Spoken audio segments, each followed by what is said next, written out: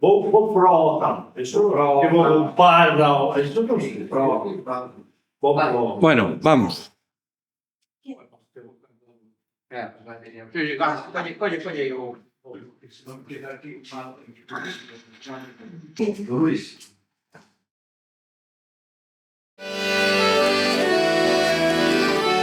Eu en Galicia canto neno entro no ano 76 e xa levaban uns cantos anos facendo eso. Só que eu sí collín, por así decilo, a parte desde o ano 76 donde estaba como máis estruturado o que era o espectáculo que se facía. Estaba Camilo Valdeorras, que era un rapaz que ganou o premio de teatro do certame de teatro de Ribadavia, un rapaz moi interesante, e diseñou un pouco o que podía ser a teatralidade do que aquelo se iba a facer, non?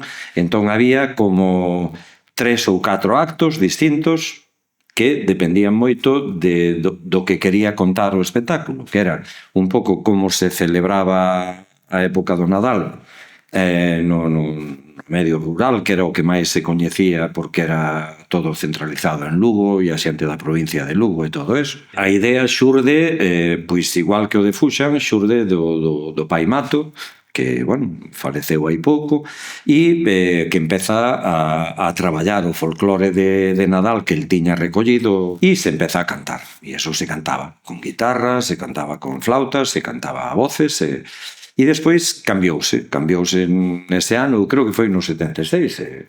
Era un espectáculo que xa había crítica social, en tanto en canto había unha escena da misa do galo, por exemplo, estaba o cura dando a prédica e daqueles anos, nos anos 70, ainda había moita misa en latín. Había tamén novedade que era alguén do público que pertenecía a Galicia Canto Neno que interrumpía o cura. E decíalle, oiga, usted non sabe falar en galego, ou é que Deus non conoce os probes, ou xa había ese tipo de asunto e a xente incluso ten intentado agredir a persoa que era do propio espectáculo, non? Era xa unha cousa moi teatralizada e moi didáctica, que empezaba nunha casa da aldea de un netiño, e o netiño xugando cun coche xa dos actuais, pero estaba cantando un vilancico en galego. E entón, a raíz de aí, pregúntalle ao seu avó de como a celebraban e se empeza a historia, non? E a partir de aí, pois, desa invención se vaise todo atando cada vez máis para querer dar unha mensaxe e a partir de aí, pois, se empeza a cantar, pero é que, claro, eran desde o 19 de decembro ata o 7 ou 8 de xaneiro, e que era o mellor 1, 2 ou 3 bolos diarios e montar o espectáculo e ir imagínate, pois ir a Ferreira de Pantón aos Peares de Ourense. Entón era unha vida estupenda, non? Porque eu recordo que cando salía eso de vivo na carretera, non, nós xa o facíamos daquela, cadrou que era, pero era todo en menos dun mes, pois que a mellor facías 30, 27 bolos e ibas, claro, ibas tanto a unha aldeiña que éramos nós máis xente que os espectadores, como a vilas que xa había máis xente. E entón, eso foi como se teceu, pero tivo unha grande repercusión porque ano tras ano se estaba agardando a que chegase o Nadal para que o Galicia Canto Neno fora por aí adiante. Para nós era unha cousa moi interesante poder ter a proxección que naquel momento os medios de comunicación non lle daban ao galego, non?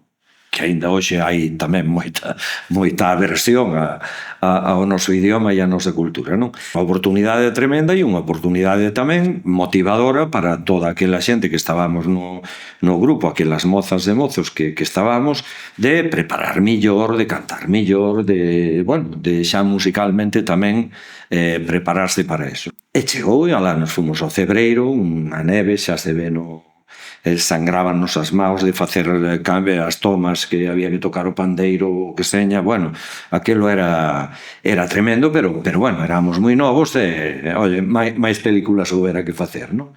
Houbo un problema grande e é que a cámara que facía os primeiros planos estuvo filmando sin saber que estaba estropeada a cámara.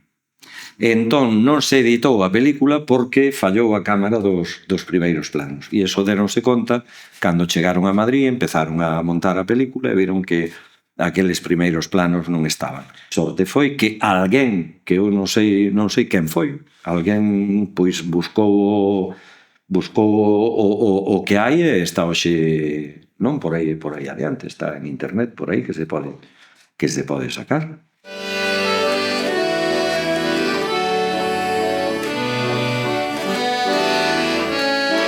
Na época na que a min me tocou estar aí en Fuxan só había instrumentos tradicionais, non había guitarra, é dicir, había zanfona, había violín, había pandeiro, pandeireta, había, creo que, cunchas, culleres, e despois había gaita, tambor e bombo do que había daquela e voz. O que si se cantaba era a varias voces, ou a dúas ou a tres voces, dependendo do que había, pero bueno, quero dicir que había unha tradición de corais que xa facían desde había moito tempo tamén a música así, e cando empeza Galicia Canto Neno, pois empeza cada quen co instrumento que tocaba.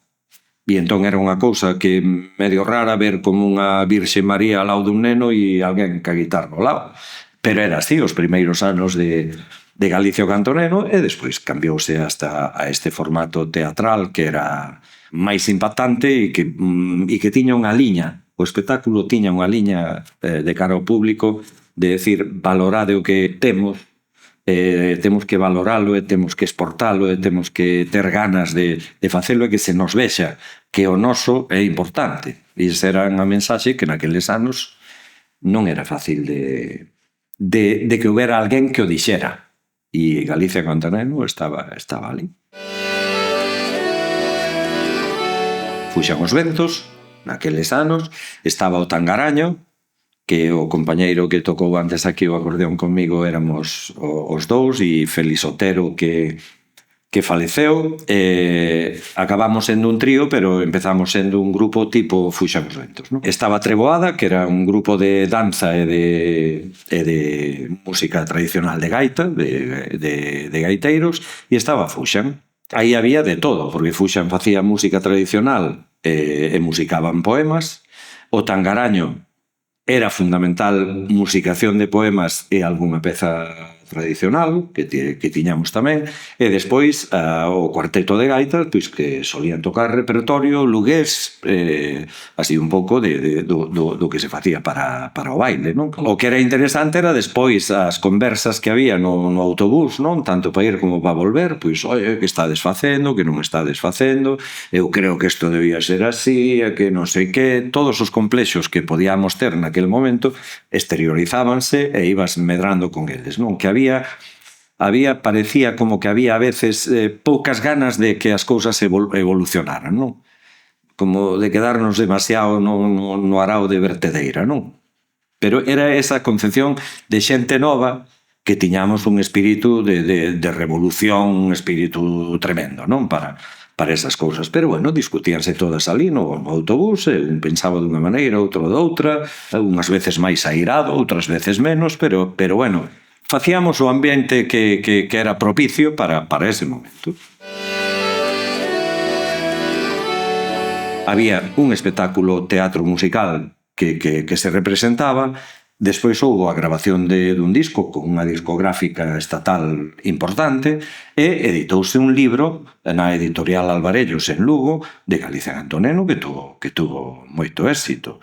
Tiña o tipo de cantos que supoño que investigara Mato no seu momento e despois transcribir as partituras Xosé Luís Freire, que naquel momento era membro de Fuxan os ventos, e as ilustracións tamén as fixera Freire. Edítase, é un libro interesantísimo porque recolle un pouco todo o parámetro do que foi, é dicir, teatro e música en directo, o disco para escoitar na casa e o libro para ler plácidamente e mirar as partituras que se transcribiran.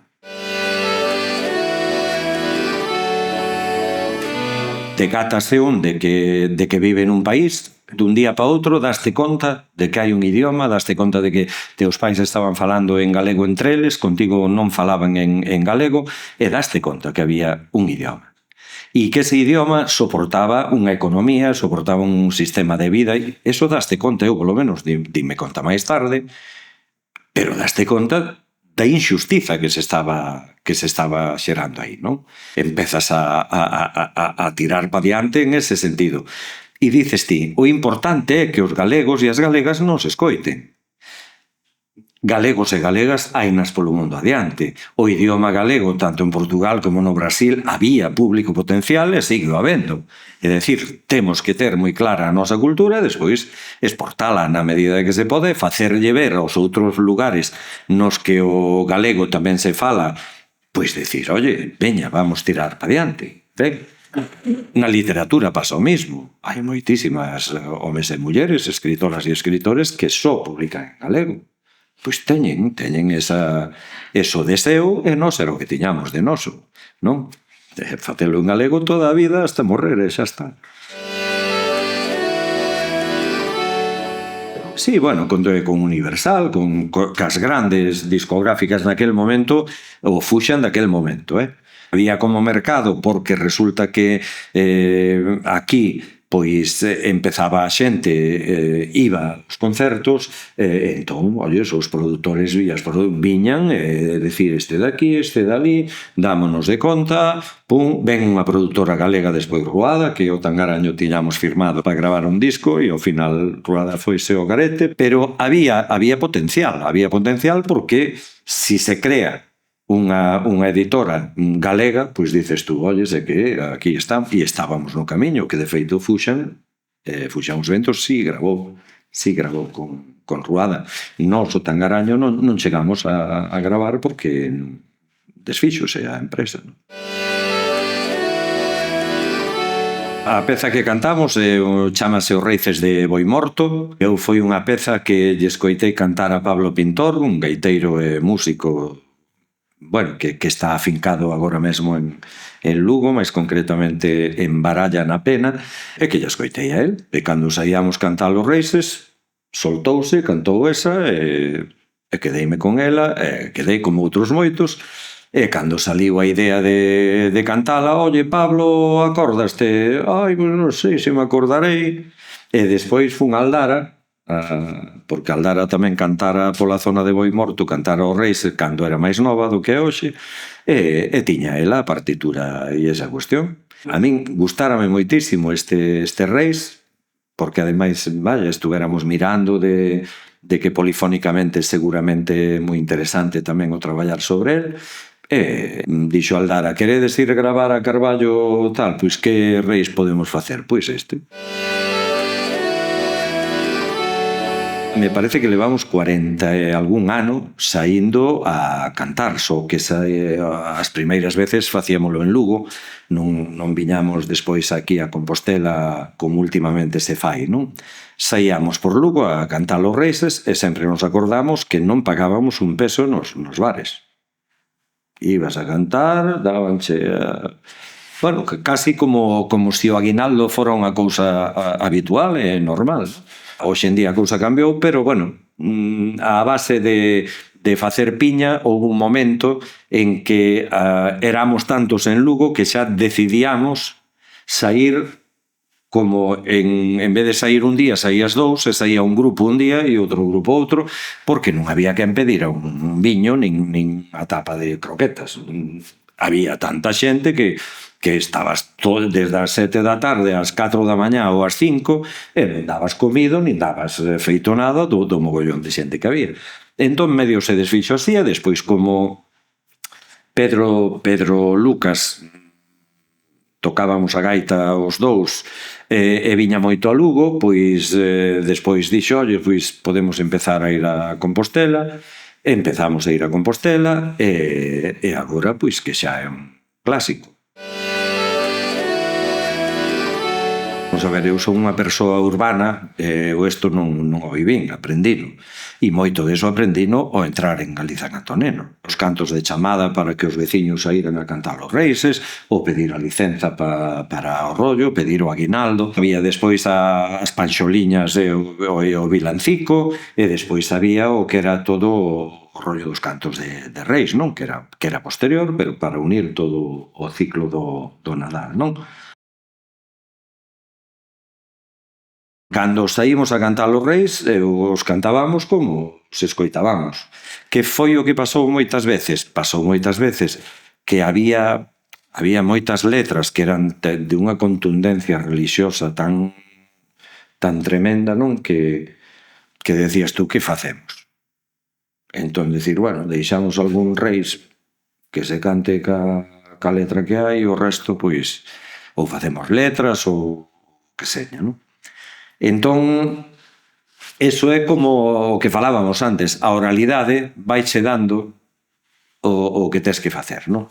Entón, ti cando chegas a un bar hoxe en día e empezas cun canto de reis que seña toda a historia sagrada contada de cabo a rabo, pois bueno, quero decir, ves que a xente pode atender 2 estrofas, pero despois pide o viño e xa...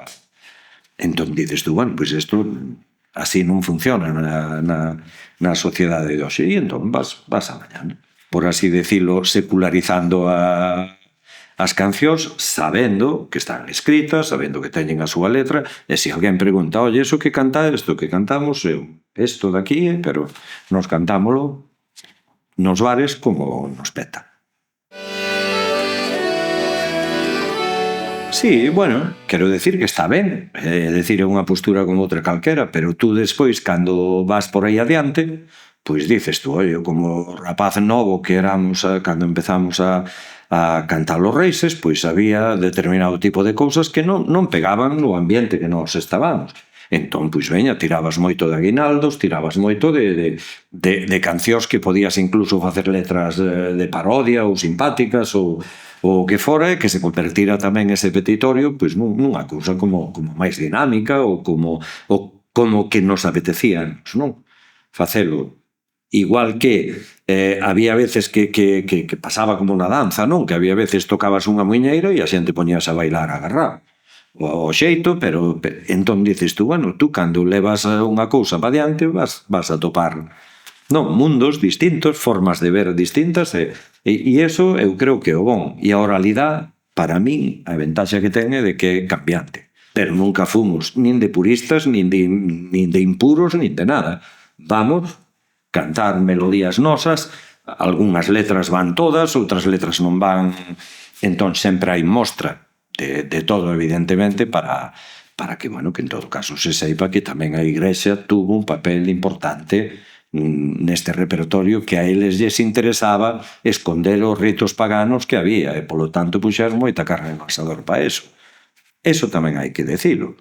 Todo ten o seu porqué, e tamén o que nós facíamos daquela e o que seguimos a facer agora ten non sei porqué. Haberá xente que coincida ou non, pois xa está, cada quen co seu e punto.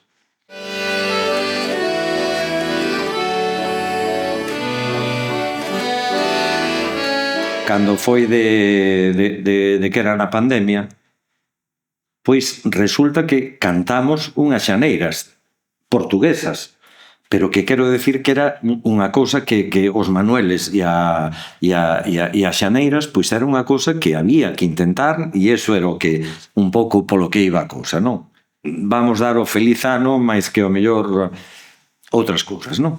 Había moitos ritos paganos que se intentaban esconder e, bueno, quero decir que hai que ese pó hai que limpalo e que se vexa e que aflore tamén o que había do outro lado. Moitas ermidas que están situadas en lugares nos que se sabe que había ritos de paso, que había pois pedras nas que se facían cousas, e se iba poñendo encima desas cousas as súas.